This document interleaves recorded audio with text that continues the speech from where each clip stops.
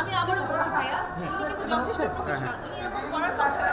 আপনি নরমালি রেস্টুরেন্টে কিছুক্ষণ বসেছেন, সিক ফিল করছেন, ফর দ্যাট রিজন উনি চলে যেতে বাধ্য হয়েছে।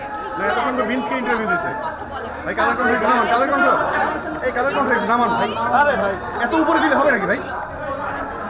এইজন্য উনি চলে গেছে, এইজন্য আমরা আর ওনাকে জোর করে আটকাতে পারিনি। আপু আপনি বলেছেন যে আমি বলেছি যে উনি এসে বাইক দিয়ে যাবেন এবং উনি বাইক দেওয়ার জন্য প্রিপারেশন নিয়েছে, বাট উনি দুইবারই অ্যাটেন্ড নিয়েছে এবং দুইবারই উনি সিক ফিল করছিল।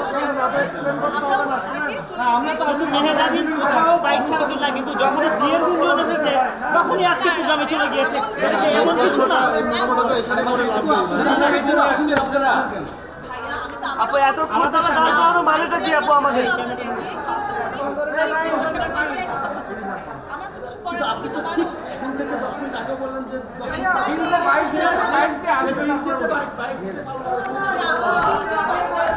আপনি ফোন